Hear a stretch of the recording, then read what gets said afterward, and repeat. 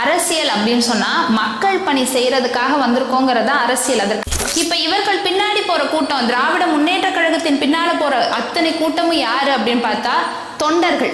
அப்ப இந்த பக்கம் போறவங்களாம் யாருங்க அப்படின்னா, நிழலை நிஜம் என்று நம்பி அதற்கு பின்னாலே சுய சிந்தனையும் சுய மரியாதையும் இல்லாத ஒரு கூட்டம். தொடர்ந்து நீங்கள் பனையூரில் இருந்து கொண்டு ஒருபோதும் அரசியல் செய்ய முடியாது. 2026 திமுக வீட்டுக்கு போறது உறுதி நடிகர் சொல்லியிருக்காரு. முதல்ல நீங்க வீட்டை விட்டு வெளியில வாங்க. வணக்கம், வாங்க பேசலாம். உங்களுக்கு தெம்பு இருந்தா வாங்க பேசலாம், திராணி இருந்தா வாங்க பேசலாம், தகவல் இருந்தா வாங்க பேசலாம், ஏதாவது வரலாறு இருந்தாலும் வாங்க பேசலாம்.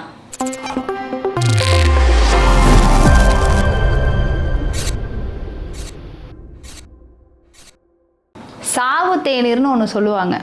அது என்னன்னா, துக்கம் விழுந்த வீட்டில் துக்கம் கேட்க வேண்டியவர்கள், துக்கம் கேட்கப்பட வேண்டியவர்களோட வீட்டுக்கு போனதும் ஒரு டீ ஒன்று கொடுப்பாங்க. அதை தான் சாவு தேநீர்னு நம்ம மரபுல சொல்லுவாங்க.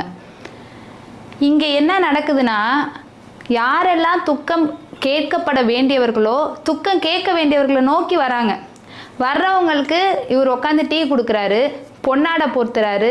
இந்த மரபே முதல்ல தமிழ் மரபே இதில் இந்த மாதிரியான ஒரு மரபே கிடையாது. அப்படி பார்க்கும்போது திடீர்னு பார்த்தா நேற்று எல்லாம் டிவிக்கு கொடி போட்டுட்டு இந்த அணில்கள்லாம் வேக வேகமாக வண்டியில் போயிட்டுருக்காங்க. எங்கடா இப்போ மீட்டிங்கே இல்லையே, எங்கே போயிட்டுருக்கீங்க அப்படின்னா, எங்கள் அண்ணா ஆறுதல் சொல்ல வராங்க, அங்கே போய் வைப் பண்ண போகிறோன்னு போயிட்டுருக்காங்க.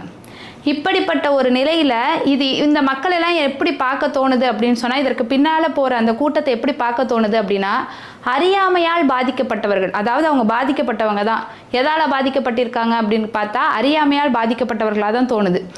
இப்போ ஒன்றும் வேணாம், நம்ம துணை முதலமைச்சர் அவர்கள் ஒரு திராவிட முன்னேற்ற கழகத்தோடு நம்ம பார்க்கும்போது, துணை முதலமைச்சர் உதய அண்ணாவுடைய செயல்பாடுகளுக்கும் அரசியல் செயல்பாடுகளுக்கும் நடிகர் விஜய் அவர்களுடைய அரசியல் செயல்பாடுகளுக்கும் உள்ள வித்தியாசம் அப்படின்னு பார்க்குறோம் அப்படின்னா, முதல்ல நீங்கள் அரசியல் படுத்தப்படாத ஒரு தலைவனாகவே இருக்கீங்க. கட்சி ஆரம்பிச்சிட்டீங்க, உங்களுக்கு பணபலம் இருக்கிறது, ரசிக பலம் இருக்கிறது, அதை ரெண்டுத்தை மட்டுமே வச்சு ஒரு கட்சி ஆரம்பிச்சிட்டீங்க.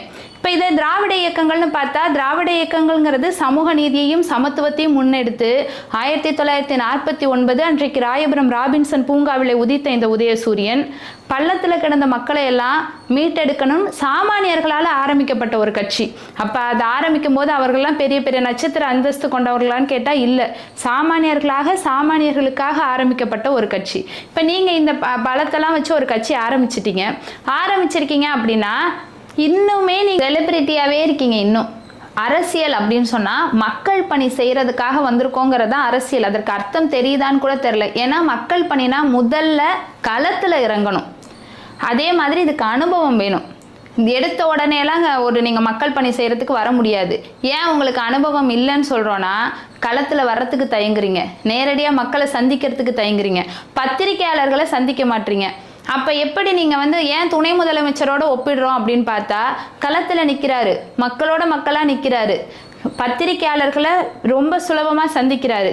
எதனால் இந்த வேறுபாடுனா, நடிகரை சொல்லி தப்பே கிடையாது. நீங்கள் கட்சி ஆரம்பிச்சிட்டீங்க, அறிவியல் ரீதியாகவே எந்த சூழலில் எந்த ஒரு தளத்தில் ஒரு குழந்தை வளருதோ அந்த தளத்தை பற்றிய அனுபவமும் அறிவும் மிக அதிகமாக இருக்கும்.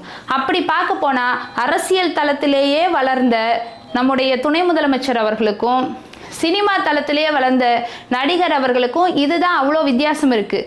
இப்போ இவர்கள் பின்னாடி போகிற கூட்டம், திராவிட முன்னேற்ற கழகத்தின் பின்னால் போகிற அத்தனை கூட்டமும் யார் அப்படின்னு பார்த்தா தொண்டர்கள். அந்த கடைகோடி தொண்டன், அந்த கருப்பு சிவப்பு வேஷ்டி கட்டின கடைகோடி தொண்டனுக்கு கூட சமூக நீதியையும் சமத்துவத்தையும் பற்றிய புரிதல் இருக்கும்.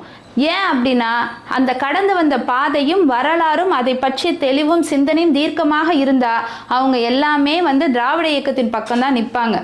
அப்ப இந்த பக்கம் போறவங்களாம் யாருங்க அப்படின்னா, திரும்பவும் சொல்றேன், அறியாமையால் பாதிக்கப்பட்டு ஒரு 1000 ரூபாய்க்கு டிக்கெட்டு கொடுத்து பேசுகிற வசனத்தை எல்லாம் உண்மைன்னு நம்பி, நிழலை நிஜம் என்று நம்பி அதற்கு பின்னாலே சுய சிந்தனையும் சுய மரியாதையும் இல்லாத ஒரு கூட்டம்.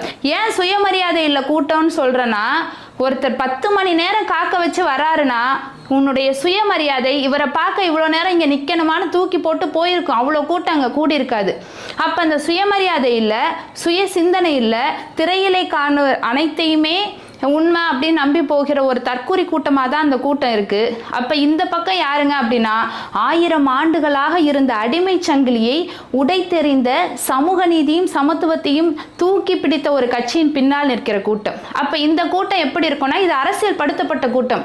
நீங்கள் கரூரில் முப்பெரும் விழா நடத்துகிறாங்க, கடைசி சேரில் கூட உட்காந்து பார்க்குறாங்க, ஒரு குட்டி குழந்தைய தூக்கி காட்டுறாங்க, ஆலியா அந்த பாப்பா பேர், எந்த விதமான ஒரு அசம்பாவிதமும் இல்லாமல் முறைப்படி போகுதுன்னா அது தொண்டர்களுடைய கூட்டம்.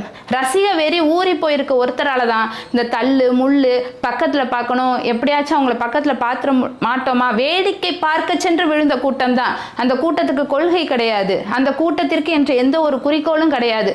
அப்படி பார்க்கும்போது சரி வந்துட்டீங்க, கட்சி ஆரம்பிச்சிங்க, கட்சி ஆரம்பித்து 41 பேரை நரபலி எடுத்திருக்கீங்க. எடுத்துட்டு என்னங்க பண்ணீங்கன்னா, ஏன்னா தலைவரே அங்கே அரசியல் படுத்தப்படலை, உடனே களத்தில் இறங்கி ஓடலை, களத்தில் இறங்கி பார்க்கல, போயாச்சு. ஆறுதல் வேணுமா பனையூருக்கு வாங்கங்கிற மாதிரி நீங்கள் எப்பயுமே ஒர்க் ஃப்ரம் ஹோம் தான், எப்பயுமே மக்களுக்கான பணியே கிடையாது, எப்போ பார்த்தாலும் ஒர்க் ஃப்ரம் ஹோம். தொடர்ந்து நீங்கள் பனையூரில் இருந்து கொண்டு ஒருபோதும் அரசியல் செய்ய முடியாது. முதல்ல அந்த தலைவன் அரசியல் படுத்தப்படணும், அதற்கு பின்னால் வருகிற கூட்டம் அரசியல் படுத்தப்படணும். இதுக்கு எப்படியும் 20-30 ஆண்டுகளுக்கு மேலே ஆகும். ஒரு கட்சி ஆரம்பிச்சிருக்கீங்கன்னா இன்னும் நீங்கள் பழகவே இல்லை, இன்னுமே பழகலை. அப்படிங்கும்போது 20-30 ஆண்டுகள் கழித்து தான் நீங்கள் ஒரு தளத்தில் தேர்தலை சந்திக்கிறதுக்கு ஒரு தகுதியான ஒரு ஆளாகவே மாறியிருக்கலாம் அப்படிங்கிறது தான். அப்படி பார்க்கும்போது நான் உங்களுக்கு வாக்களிச்சுட்டு சோதனை எலிகளாக மாறி உங்களுக்கு வாக்களிக்க தயாராகவே இருக்க மாட்டாங்க. 2026 திமுக வீட்டுக்கு போகிறது உறுதின்னு நடிகர் சொல்லியிருக்காரு. முதல்ல நீங்கள் வீட்டை விட்டு வெளியில் வாங்க.